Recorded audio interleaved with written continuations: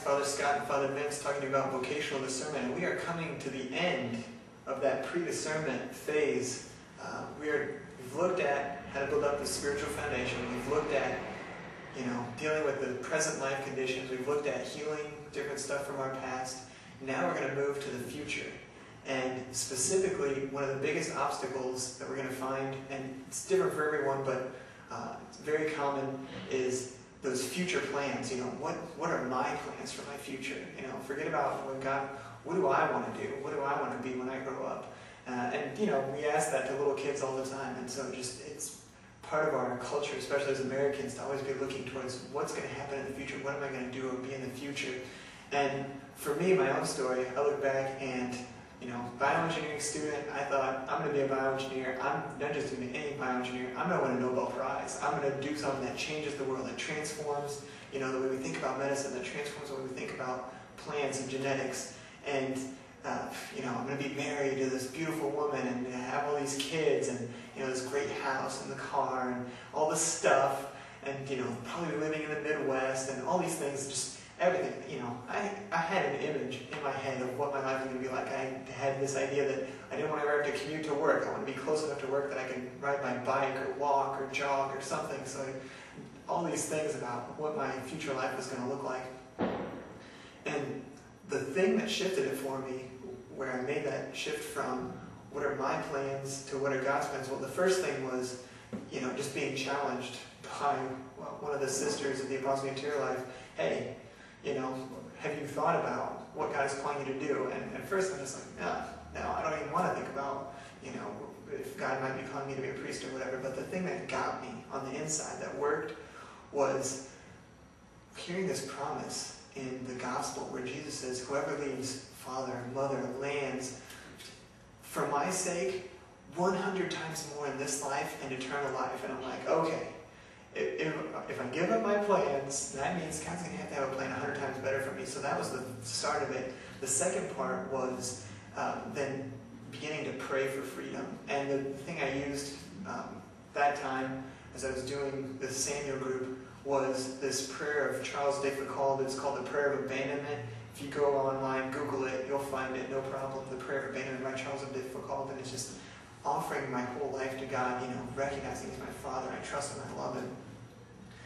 And then, really, what moved me from just being open to actually wanting something different was I had some experiences. And specifically, experience of prayer for sure, but even more than that, what got me was going on these parish missions with our sisters and seeing, explaining the faith to others and seeing them light up and seeing the kids get all excited and the joy and saying, well, this is what I'm made to do. I'm made to make people happy. I'm not made to make medicines or help people live longer. I'm made to make them be happy. And nothing makes people happier than Jesus' love and sharing the faith with them. So that's what I want to do.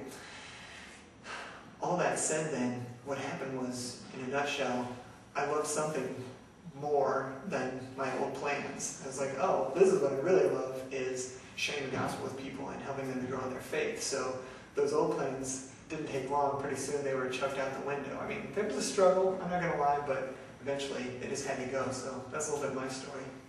My story is actually pretty different, probably because I have a very different temperament, but I was the opposite, basically. I went into college with pretty low expectations, pretty mediocre expectations.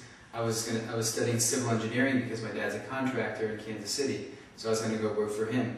And the reason I did that was because that's just what was expected of me, and it was the easiest, it was the most comfortable. So that was kind of my criteria for making decisions. What's the easiest, what's the most comfortable? So pretty low expectations. And with that type of mentality, it's hard to really discern a vocation, because a vocation is something beautiful, it's something high, it's like a higher calling. And that wasn't something that was even on my radar screen. It wasn't even that I was afraid of or anything, just never thought about it. And what changed me? Well, similar to what actually changed Father Scott. Even though we had different approaches, it was the same thing. As someone lit a fire under me by teaching me about the faith, teaching me how to pray, and eventually also teaching me how to discern my vocation. And so, because there was a certain amount of mediocrity there, once someone lit a fire under me, then there was a new love that was lit. And I had the strength to be able to think about something higher, to be able to think about the priesthood, be able to think about a vocation to be a possibility to your life, to leaving my home, to going to another country, learning another language, all these things that would have never been possible before because of my low expectations. So again, our future plans can be an obstacle, but I think Father Scott's advice was really good. If that's a problem, if you're maybe have plans, you're unwilling to give them up, or you're at least afraid to give them up, to at least understand what Father Scott understood, that what the Lord promises us is 100 times more in eternal life. So it's going to be greater. God's plan is going to be greater than anything you could ever imagine. So if you know that, then you can open yourself up to it. And you can begin to pray, to ask for the freedom, to ask for the ability to, if God calls me to give up my plans, ask Him for that grace. Because it's not something we can do on our own. And continue to do the things that we know we need to do. So continue to really be persevering in our prayer life and good friendships and learning more about our faith. And eventually, from those tools, we'll receive the strength to do something different or do something more or something higher. If God is calling us to that, He'll give us the grace. So, again, our future plans are really important. They can be obstacles, but we want to ask God we want to do God's will, not our own will. Up next, we've been talking again about our future. We're going to talk about another aspect of the future, which is very prevalent in vocational discernment, and that is fear. Fear of something different, fear of the consecrated life, fear of whatever. There are many different types of fear, and so we're going to address that in the next video.